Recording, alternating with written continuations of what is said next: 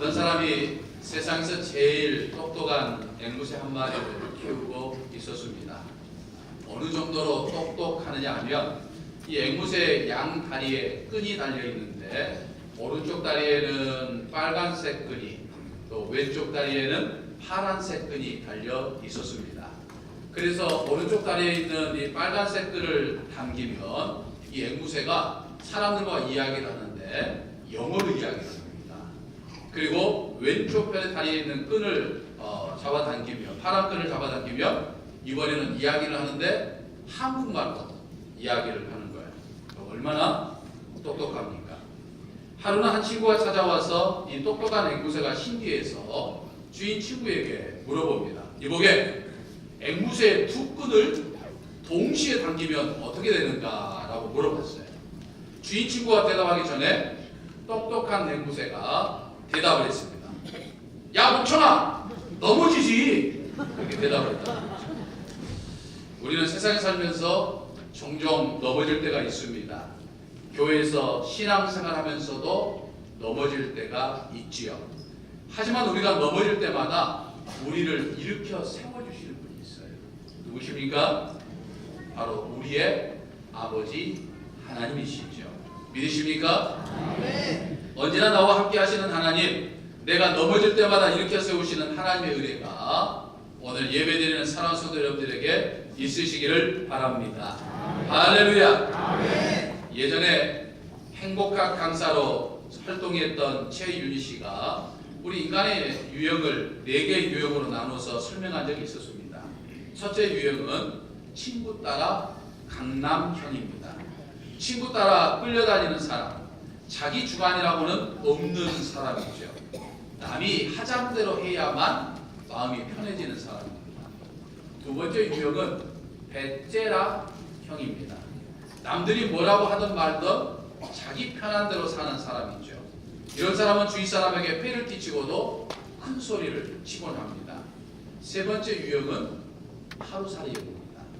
세상 다 그렇고 그렇지. 인생 뭐 있어? 그냥 사는 것이지. 하루하루 대충 살자는 사람입니다. 네 번째 유형은 펄럭이는 깃발형입니다. 세상 가치관에 휘둘리지 않고 자신만의 뚜렷한 철학과 비전을 가지고 자신의 깃발을 펄럭이면서 당당히 사는 사람이죠. 다른 사람에게 크고 작은 영향력을 끼치며 삽니다. 근데 오늘 우리 그리스도인은요, 친구 따라 강남형도 아니고 배째라형도 아니고 그렇다고 하루살이형도 아닌 우리는 이 펄럭이는 깃발형으로 살아야 하지만 무엇보다도 우리 믿는 사람들은 축복의 통로형이 되어야 됩니다. 내가 먼저 복을 받고 내가 받은 그 복으로 나와 만나는 사람들에게 복을 나눠주고 행복하게 하는 그런 삶을 사는 것이 우리 그리스도인의 삶이다라는 것이요. 나 때문에 너가 잘 되고 나 때문에 너가 행복할 수 있는 그런 삶을 사는 것이 바로 그리스도인의 삶이다라고 하는 것이죠. 믿으십니까?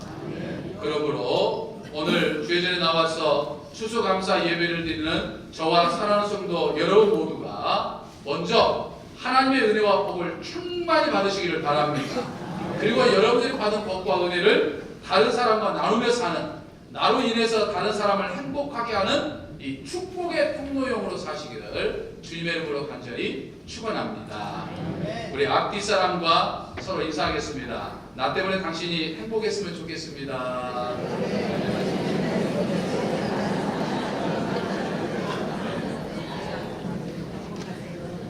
오늘 우리는 하나님께 추수감사주일 예배로 드리고 있습니다.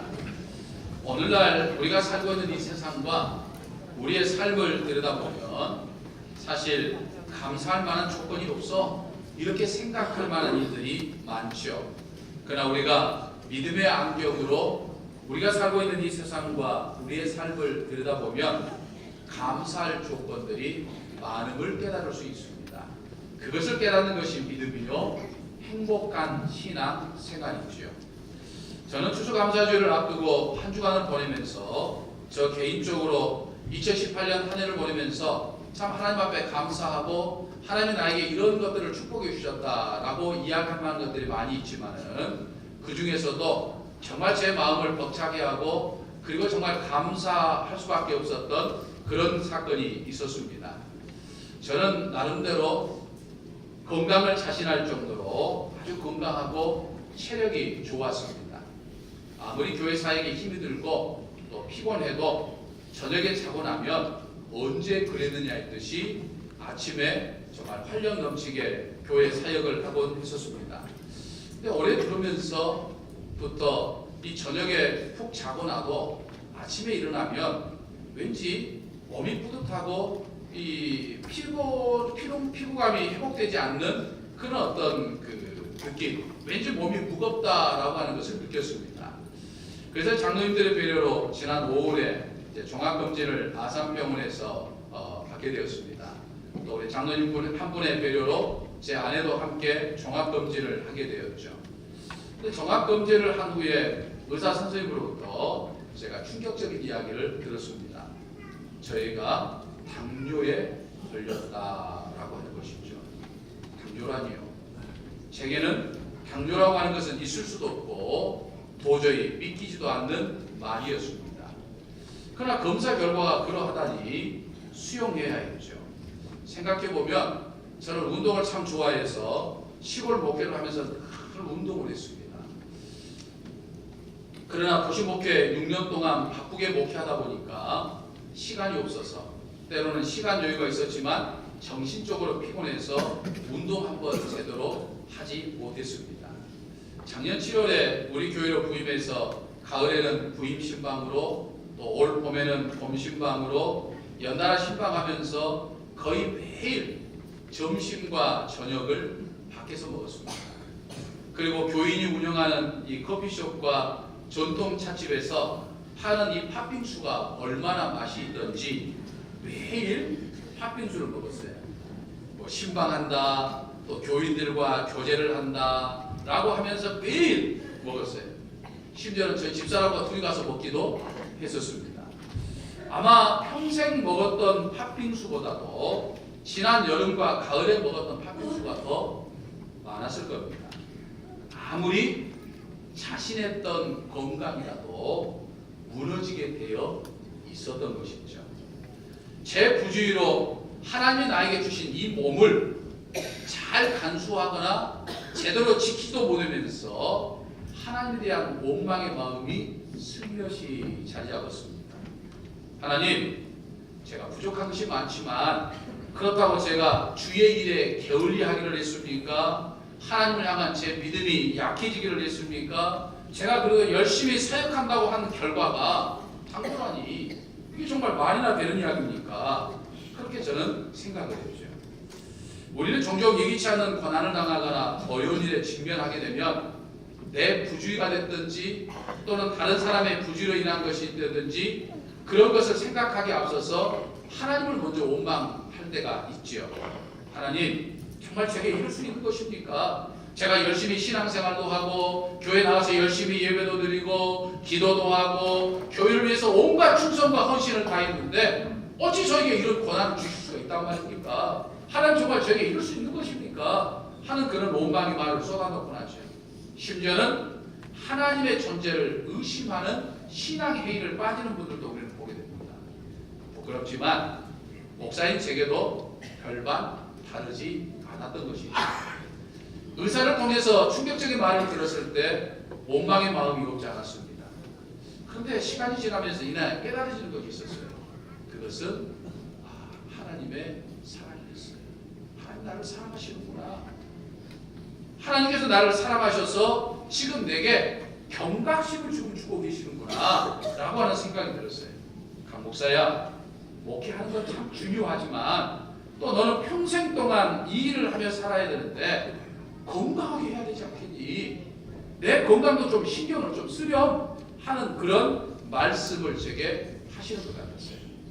목사님, 이제는 식단 조절도 하시고 운동도 하셔서 살을 빼야 합니다 라고 말씀하신 의사 선생님의 말이 제게는 하나님의 말씀으로 들렸습니다.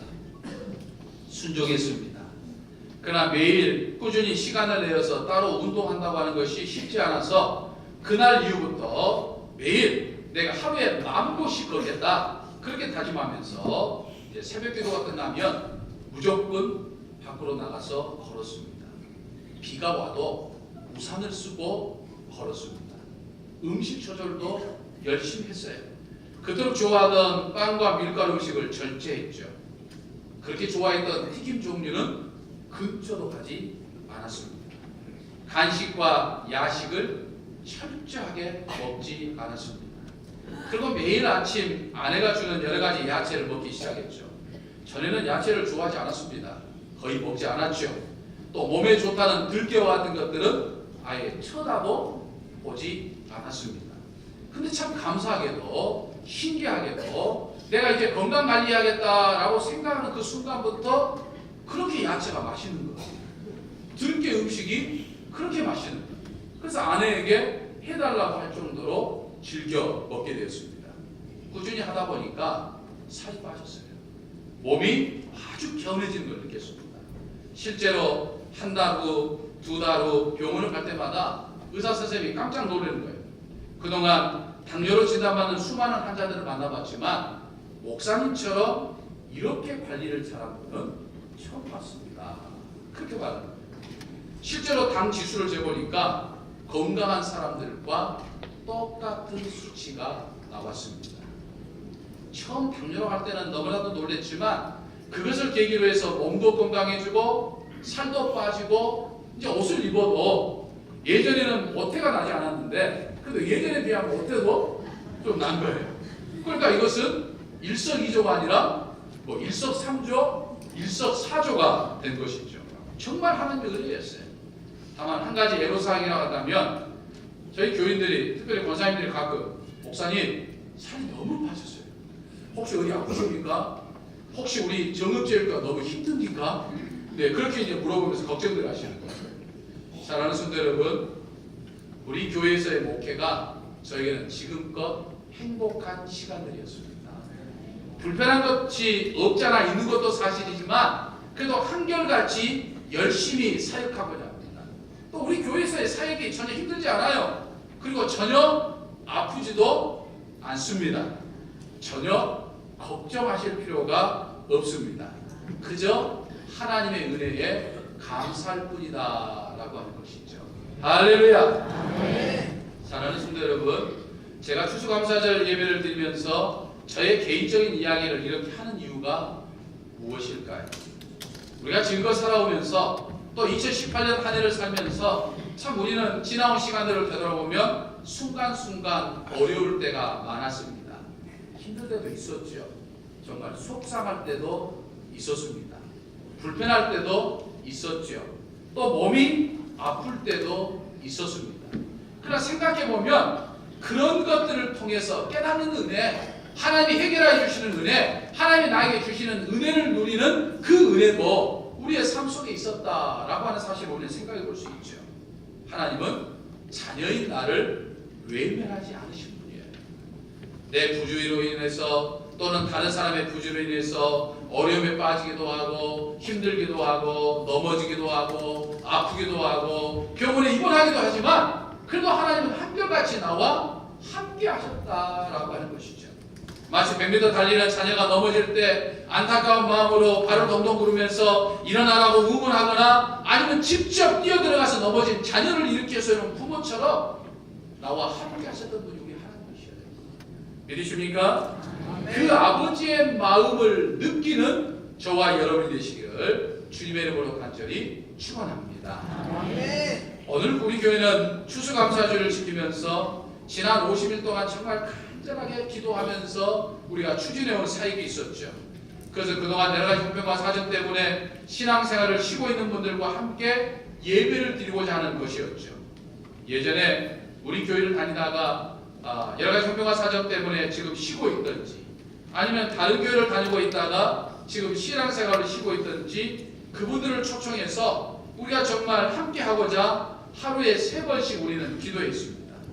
우리가 기도하면서 우리가 작정을 해서 우리가 기도하는 분들을 모시기 위해서 지난 9월 30일 주일에 손포식을 가진 이래 지난 50일 동안 우리가 작정한 112명의 분들을 위해서 하루에 3번씩 그 이름을 불러가면서 기도했고 또 또 편지를 보내기도 했고 아주 작은 것이지만 선물을 하기도 했고 또 우리가 찾아가서 권면하기도 했죠.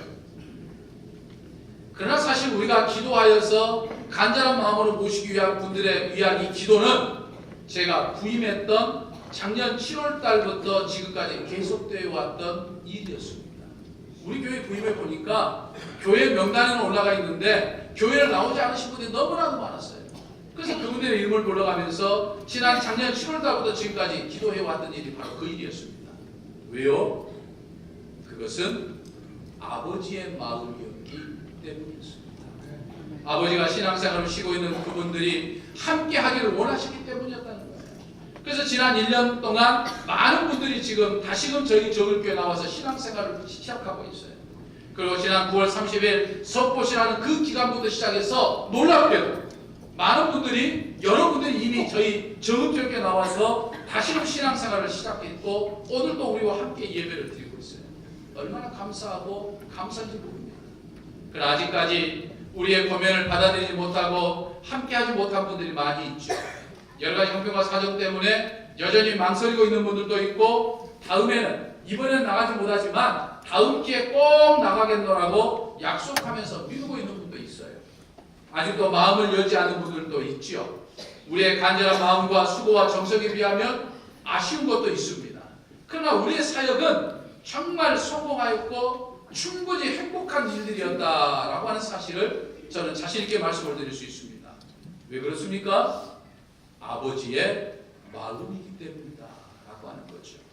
아버지는 천하보다도 한 생명을 더 귀하게 여기시는데 천하보다 더 귀한 분들이 이미 나와서 예배를 드리고 있고 지금 저희와 함께 예배를 드리고 있으니까 얼마나 감사한지 몰라요. 그리고 우리는 이 사역을 진행하는 동안 우리 자신이 하나님 아버지의 마음과 하나가 되는 은혜를 받았죠. 앞으로도 이제 신앙생활 여전히 쉬고 있는 분들을 찾아가서 그분들을 주의 전으로 인도할 수 있다고 하는 자신감도 우리는 얻었다라고 하는 거죠. 그래서 우리는 앞으로도 이 일을 계속해 나갈 겁니다. 우리 주님이 이 땅에 재림하신 그때까지 아니 우리 주님이 나를 저 천국으로 불러가신 그날까지 이 일을 계속할 거예요. 왜 그렇습니까? 왜 그렇습니까? 아버지의 마음이기 때문에 아버지가 원하시는 것이기 때문이다.